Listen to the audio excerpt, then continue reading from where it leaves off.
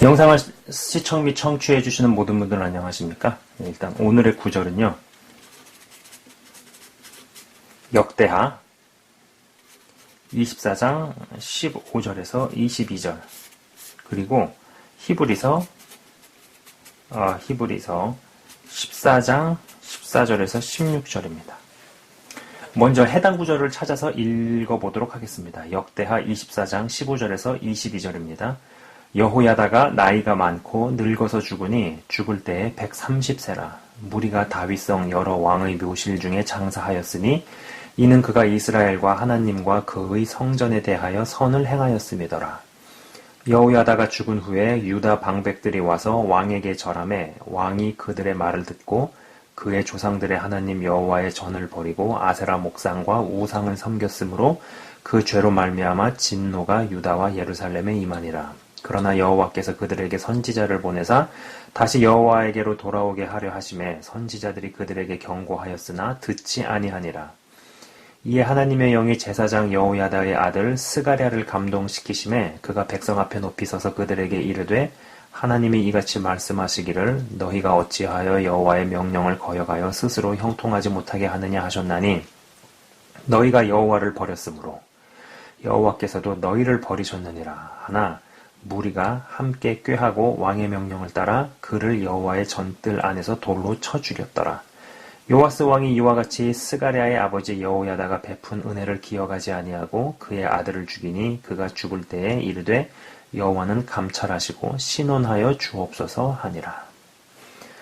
먼저 지금 읽어드린 이 구절 역대하 24장에서 15절에서 22절에 대한 간단한 설명을 조금 해보도록 하겠습니다. 우선 여러분 들으신 것처럼 여호야다라는 인물이 나오는데 이는 선지자죠.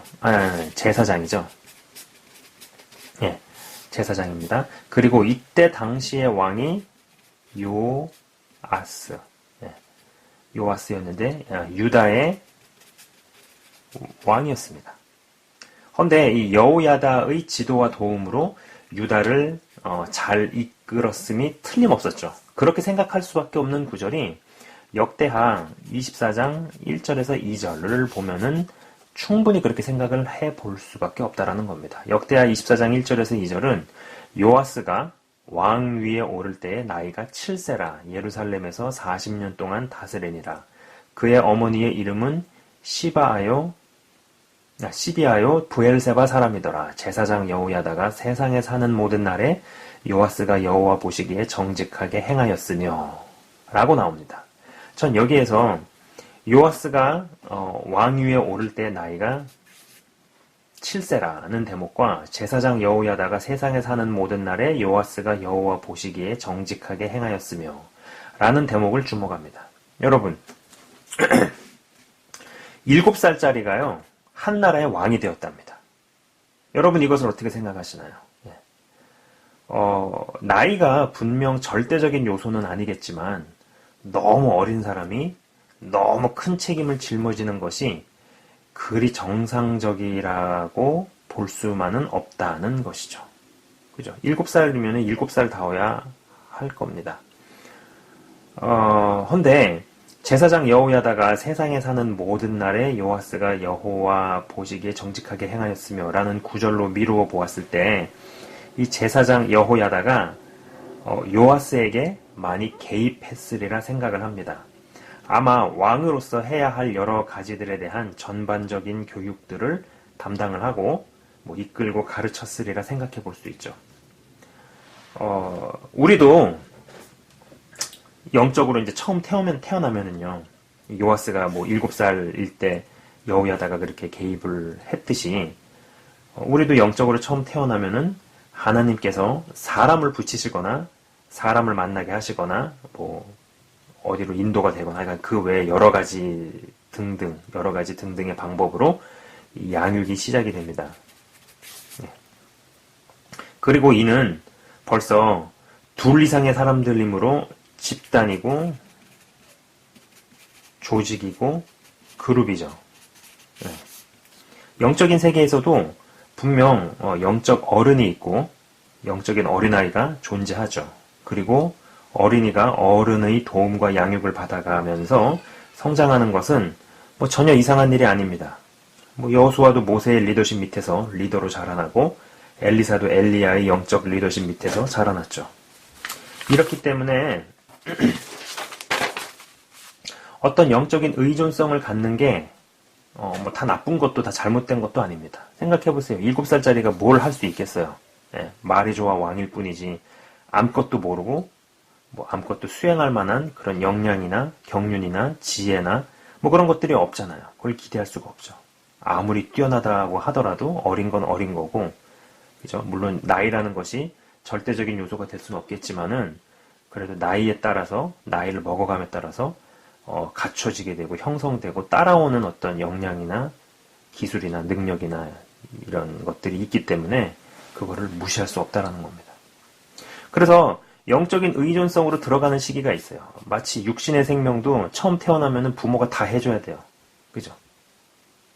그러면서 성장해 나가면서 하나씩 하나씩 자기가 스스로 할 수 있는 것들이 생기면서 조금씩 바뀌듯이 어떤 영적인 의존성을 갖는 게 생기게 되고, 그리고 그것을 다 나쁘다고 잘못됐다라고 말할 수 없다라는 겁니다. 저는 이 도움을 청할 줄 아는 것도 성숙이다라는 생각을 하곤 합니다. 혼자서 다 해내려고만 하는 것이 어떤 이 자립심으로 보이기도 하지만, 물론 그것이 필요한 것이기도 하지만 어떤 한편에서는 미숙함으로도 보일 수 있다라는 것이죠. 그러나 이 영적인 의존성,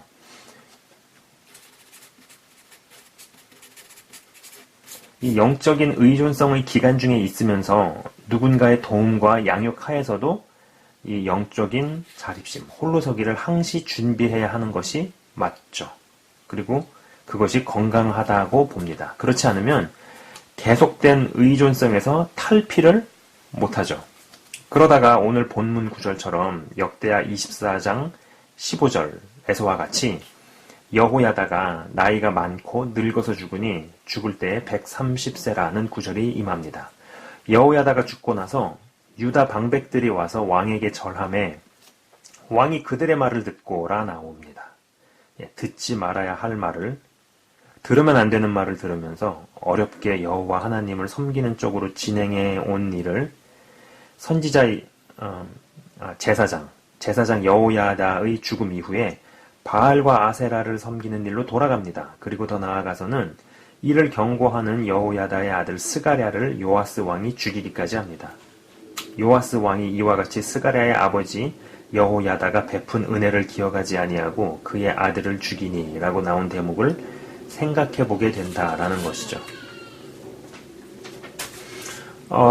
저는 이 모든 관계라는 게요, 이 모든 관계라는 것이 결코 영원하지 않다고 확신을 합니다.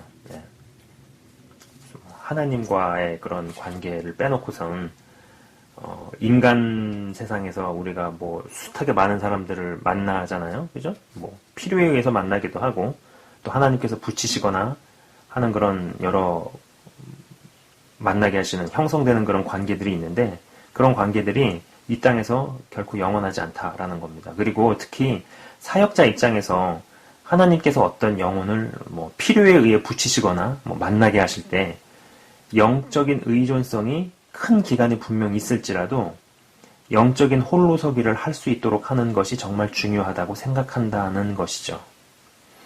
여러분들께서도 내가 몸담고 있는 교회가, 혹은 내가 몸담고 있는 교회가 내가 끝까지 몸담아야 할 장소라고 생각하지 않을 수 있었으면 좋겠습니다. 저는 이 얘기를 교회를 분열시키고 사람을 탈퇴시키기 위해 이러한 이야기를 하는 것이 결코 아니고요. 영의 성장이 일어나는데 교회가 한 개인의 영적 성장을 더 이끌어주지 못하게 되면 한 개인이 다른 곳으로 가게 되거나 다른 이와의 만남을 통해 그 이후에 성장이 일어나는 일들이 다반사로 벌어지기 때문입니다. 보통 이 사역자들이 짐짓 범하기 쉬운 잘못들 중에 하나가 다른 이들을 성장시키고 자라게 해야 한다는 생각에 정작 자신은 자랄 생각을 하지 못하는 경우입니다. 자신에게 맡겨주신 영혼들을 주의 말씀과 기도로 키우면서 성장시키면서 동시에 자신도 커야 하는데 어느 순간부터 자신이 커버리지 못하게 되는 일이 벌어진다는 것이죠. 이러한 상황으로 점점 처하게 될 때 사역자가 보이는 현상이 일시적으로 하나님께서 자신에게 붙여주신 영혼들을 자신의 주변에만 잡아두려고만 한다든지, 영적인 독립심이 아닌 영적인 의존성만 잔뜩 키운다든지, 혹은 자신의 아바타로만 키우려 한다든지 등등의 현상들이 관찰된다는 것입니다. 자, 영적인 의존성만 가득했던 7살 때 왕이 되어서 무거운 책임감을 떠맡아야 했던 요아스 왕. 그는 분명 기대고 싶었고 의지하고 싶었을 겁니다. 그리고 뭐 7살짜리가 보이는 게 그 행동 양태라는 게 뻔한 거 아니겠어요? 그 심리라는 게. 7살은 7살다워야죠. 저는 그래서 너무 이렇게 이런 말 쓰잖아요. 애어른이라는 말 쓰죠. 예. 너무 어린 나이인데 너무 생각이 깊다. 물론 이게 좋은 부분이 있을 수 있어요. 그러나 이게 너무 차이가 갭이 크면은 그것도 별로 그렇게 좋게만은 보이지 않습니다. 저 친구가 애와 같은 7살답지 않게 뭔가 더 깊어져야만 했던 어떤 그렇게 강제적으로 돼야 했었던 이유들이 분명히 존재한다라는 것이죠. 그리고 거의 대부분 맞습니다. 예.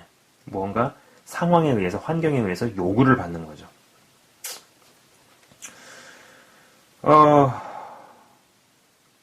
하지만 중요한 거는 이게 영적인 의존성이 가득한 거, 그거는 물론 처음에는 어쩔 수가 없어요.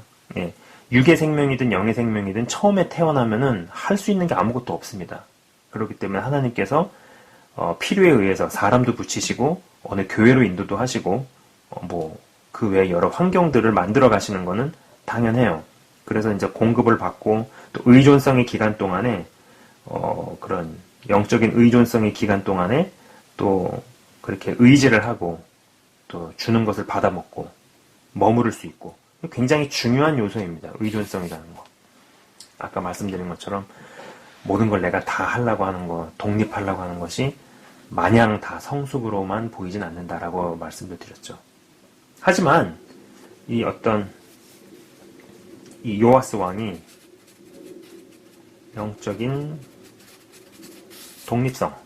영적인 독립성이 없었던 그가 여호야다 선지자가 죽고 나서 무너지는 것을 보면 무섭습니다. 여러분들께서는 내가 속한 곳에서의 멘토가 혹은 리더가 없어지게 되는 때, 혹은 여러 가지 이유들로 인해 갈리게 될 때 홀로 스스로 자가 동력을 구현할 수 있는 영적인 홀로서기가 가능하십니까? 네. 누군가에게 혹은 어딘가에 소속이 되어 있다는 것이 분명 필요한 때가 있어요. 그리고 세상적인 학자들도, 심리학에서도 어떤 인간의 욕구 중에 어떤 소속감이라는 얘기를 합니다.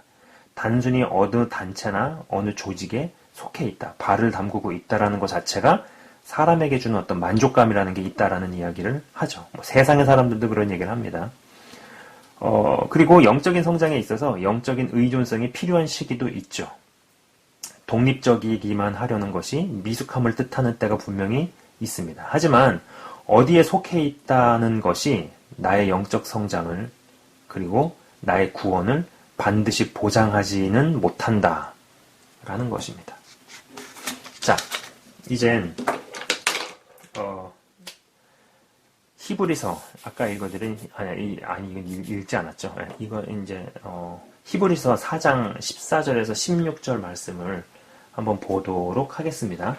제가 읽도록 하겠습니다. 그러므로 우리에게 큰 대제사장이 계시니 승천하신 이 곧 하나님의 아들 예수시라. 우리가 믿는 도리를 굳게 잡을지어다. 우리에게 있는 대제사장은 우리의 연약함을 동정하지 못하실 리가 아니요 모든 일에 우리와 똑같이 시험을 받으시니로되 죄는 없으시니라. 그러므로 우리는 긍휼하심을 받고 때를 따라 돕는 은혜를 얻기 위하여 은혜의 보좌 앞에 담대히 나아갈 것이니라고 기록되어 있네요. 우리도 다 알다시피 예수님의 십자가 사건 이후로 예수님을 믿는 그 누구도 홀로 스스로 그분 앞에 나아갈 수 있습니다. 여기에는 어떤 뭐 차별도 없고 계급도 없고 뭐 그런 것이 없죠. 다 예수님을 나의 구주로 진심으로 인정하는 자라면은 그가 누구든지 무슨 일을 하든 뭐가 됐든지 간에 다 홀로 나아갈 수 있죠. 스스로 나아갈 수 있습니다. 그 예수님 그분이 큰 대제사장이시고 각 개인이 은혜의 보좌 앞에 담대히 나아갈 것이라는 것입니다. 저는 우리의 문화권이 영적인 의존성을 잔뜩 키웠지만 상대적으로 영적인 독립성을 키우는 데는 미숙하고 부족했다는 생각을 종종 하곤 합니다. 그러다 보니 뭐 목사, 장로, 권사, 집사를 무슨 계급으로 인식을 하고 뭐 교회 안에서 단체 내에서 집단 안에서 의존하고 혹은 의존하게 만드는 것은 강했어도 주 안에서 모두가 평등하고 직분에 상관없이 대제사장이신 예수님을 홀로 바라보고 그분의 보좌 앞에 담대히 나아갈 수 있는 개인을 키워내는 데는 상대적으로 빈약했다. 상대적으로 조금 취약했다라는 것입니다. 지금도 믿는다 하시는 분들과 이야기를 해보거나 관찰을 해보면 이 교회 내에서 시스템에 의거해서 바쁘고 정신없이 돌아가는 것이 어떤 믿음의 척도인 양, 믿음이 좋은 것인 양 생각하시는 분들이 너무 많다는 것이죠. 영적인 독립성은 전혀 갖추지 못하고 영적인 의존성만 잔뜩 자란 이들만 가득한 경우를 봅니다. 이는 모이는 교회만 강조하고 정작 흩어지는 교회에 대해서 이야기하지 않은 탓도 큽니다. 그런데 문제는요, 주님의 재림이 가까워지면 가까워질수록 스스로 주님께 기도하고 분별하고 인도받아서 움직이는 이 개인들이 성령의 인도하심으로 또 그러한 개인들을 만나서 모였다가 흩어지는 식으로 가게 된다라는 것입니다. 사도행전에서 베드로와 고넬료의 만남 같은 것을 생각해 보시면 바로 답이 나옵니다. 마지막 때로 가면 갈수록 점점 그런 식의 만남으로 개인들이 모였다가 흩어지고 이렇게 된다. 이렇게 되어간다라는 것이죠. 여러분들께서는 어딘가에 속해서 그 안에서의 영적 권위나 영적 질서에 의거해서 잘 자라고 성장을 하셨고 성장 중이신가요? 영적인 의존성의 기간에 집단이라고 할 수 있는 둘 이상의 모임에서 자라고 성장을 하시나요? 이는 귀하고 중요한 것입니다. 이건 진짜 귀하고 중요한 겁니다. 그러나 그러면서도 이 영적인 독립성은 어떻게 키워 나가시느냐라는 질문을 하고 싶습니다. 하나님께서는 주의 종에게도 말씀하시지만 주님을 개인의 구주로 고백하고 스스로 기도하는 당신의 백성에게도 이야기하시고 인도하신다라는 겁니다. 영적인 의존성과 영적인 독립성이 제대로 균형이 갖춰지시는 한 분 한 분 다 되시기를 진심으로 바라봅니다. 예전 영상에서도 이야기를 했었지만 오늘의 이야기는 어떤 공동체 영성, 그 다음에 개인 영성과도 연결이 되죠.